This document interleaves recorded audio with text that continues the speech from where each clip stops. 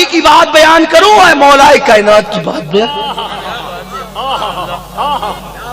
حضور جب مولا علی کو جنگ پہ بھیج رہے تھے، کوئی کہتا اللہ موت دے تو گنبد خضرا کو دیکھتے دیکھتے دے، کوئی کہتے کعبہ دیکھتے دیکھتے دے، کوئی کہتے بابا رشک اللہ شاہ کے قدموں میں موت دے، کوئی کہتا ہے پیر کا چہرہ دیکھتے دیکھتے دے۔ حضور کہتے اللہ وہ رسول جو خدا کو دیکھتا ہے بے حجاب، وہ سو جائے تو معراج منامی، وہ جاگے تو خدا سے ہم کلامی۔ اللہ اکبر۔ ثم دنا فتدلى فكان قاب قوسين او ادنى، جس کے لیے قرآن میں آیا جو خدا کا وجہ کریم بے حجاب دیکھے، وہ نبی علی کو دیکھ کر دعا کرتے اللہ علی کو جنگ پہ بھیج رہا ہوں، جب تک اس کا چہرہ نہ دیکھ لوں مجھے موت نہ آئے۔ علی، حضور علی کا چہرہ ہم کسی غیر نبی کو نبی سے افضل ماننا تو دور کی بات ہے، برابر نہیں مانتے۔ ایک صدی سے دوسروں سے جھگڑا اسی بات پہ ہو رہا ہے کہ انہوں نے نبی کو بھائی کہہ دیا۔ ہم نے کہا کہ بھائی کہنے والا بے ایمان ہو سکتا ہے۔ ارے جس کو نبی نے بھائی کہا، انت اخی فی الدنیا والآخرہ، تو میرا بھائی ہے، ساری زندگی انہوں نے بھائی نہ کہا اور بتا دیا کہ علی یوں احترام مصطفیٰ کرتا ہے، لیکن نبی نے کہا جب تک علی کا چہرہ نہ دیکھوں مجھے موت نہ آئے۔ نبی نے بتا دیا کہ میرے دل میں محبت علی کی کتنی ہے۔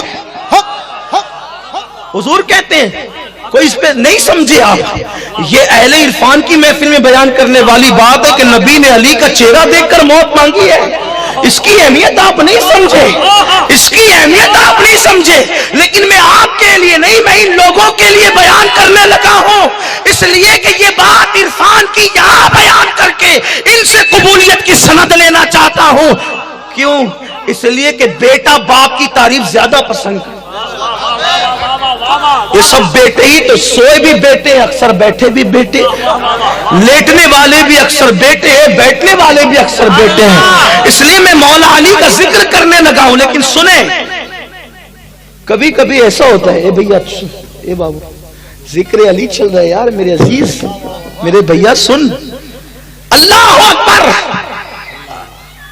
مولا کائنات کی شان کیا ہے، میرے مولا کی شان کیا ہے، میرے مولا کا مقام کیا ہے، میرے مولا کا مرتبہ کیا ہے، میرے مولا کی عظمت کیا ہے۔ ہر سید نے اپنے دور میں سب سے زیادہ کسی کی تعریف کی تو علی کی۔ سیدنا مخدوم الشم جہانگیر سمنانی ہندوستان آئے تو ہندوستان میں اس وقت رافضی اور سنی کا جھگڑا بہت عروج پہ تھا۔ بادشاہوں نے رافضیت کو عروج دے رکھا تھا اور سنیوں نے، اہل اقتدار کی ہمیشہ عادت ہے کہ باطل کو آگے کرتے ہیں، حالانکہ کوئی اگر ادھر سے متاثر ہو تو وہ برا نہیں مانے، میری گفتگو آخری تک سنیں، ہم چیٹنگ باز لوگ نہیں ہیں۔ اور ایک بات میں آپ سے کہتا ہوں، ہم سے زیادہ حق پہ کون ہو سکتا ہے؟ سنیوں کی حقانیت کی علامت یہ ہے کہ امام حسین سے لے کر امام مہدی تک سب کا مسلک اہل سنت ہے، سب کا مسلک اہل سنت ہے۔ ہم علی کو بھی مانتے ہیں، علی کی بھی مانتے ہیں، ہم علی کو بھی مانتے ہیں، علی کی بھی مانتے ہیں۔ کیوں؟ اس لیے کہ جس کے پیچھے میں نماز پڑھوں، اگر کوئی میرا مرید، ہے نا میں مرید کرتا نہیں ہوں لیکن مثال دے رہا ہوں، اگر کوئی میرا مرید اس امام کو گالی دے تو وہ اس امام کو بعد میں گالی دے گا، پہلے گالی مجھ پر ہے، کیونکہ میں نے ایسے گندے کے کوئی امام کیوں بنایا۔ اگر وہ میرے امام کو میرا مرید گالی دیتا ہے تو وہ مجھے پہلے دیتا ہے، امام کو بعد میں دیتا ہے۔ ہم صدیق و فاروق و عثمان کی گستاخی کس منہ سے کریں؟ کیونکہ مولا علی نے تقریباً 12 سال سے زیادہ ان کے پیچھے نمازیں پڑھی ہے۔ جب میرے جیسا گرا پڑا سید امام حرم کے پیچھے نماز نہیں پڑھتا تو سید السادات کسی بگڑے کے پیچھے نماز کیسے پڑھ سکتا؟ علی نے ان کے پیچھے نماز پڑھ کے بتا دیا، علی نے ان کے پیچھے نماز پڑھ کے بتا دیا کہ جس کے پیچھے میں کھڑا ہوں اس کی گستاخی کرنے والا میرا ہو ہی نہیں سکتا۔ یہ بات کرنے لگا،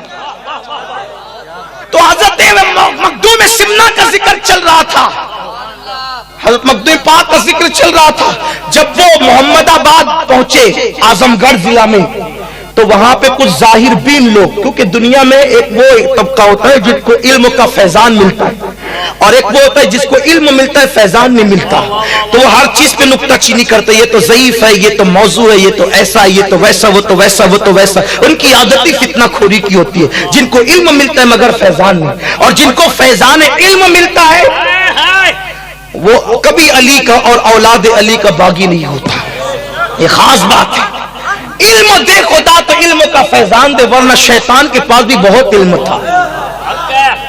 علم انسان کو انسان بنا دیتا ہے، علم بے مایا کو سلطان بنا دیتا ہے۔ علم اللہ جسے دے اسے ایمان بھی دے، ورنہ یہ وہ ہے جو شیطان بنا دیتا ہے۔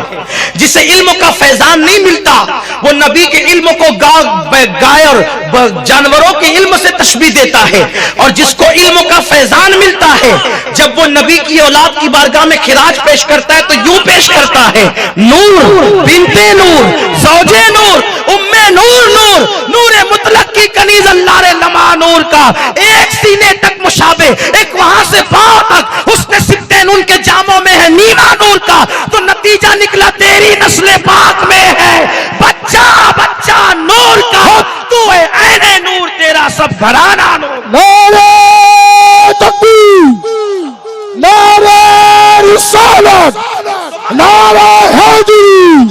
مخدوم سمنا جب محمد آباد پہنچے تو لوگوں نے کہا، کچھ ظاہر بین علم والے کا خلفائے راشدین کے بارے میں کیا عقیدہ ہے؟ آپ نے کتاب پیش کر دی۔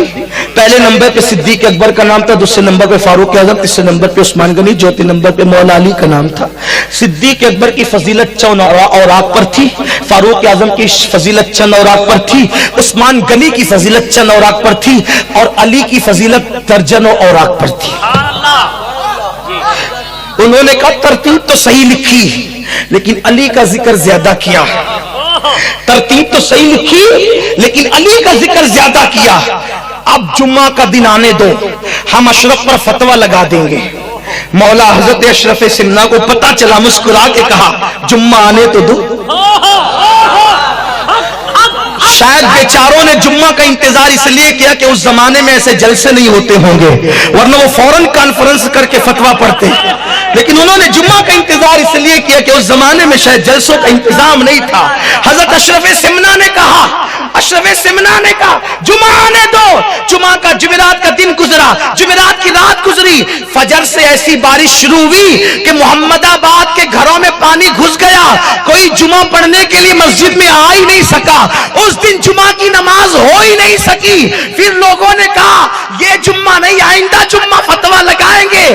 آئندہ جمعہ آیا، پھر اتنی برسات ہوئی کوئی مسجد نہ جا سکا، تیسرے جمعہ بھی اتنی برسات ہوئی کوئی نہیں جا سکا۔ ان میں ایک ہوشیار تھا، کہا یار اس کو چھوڑ دو ورنہ زندگی بھر جمعہ ہی نہیں پڑھ سکو گے۔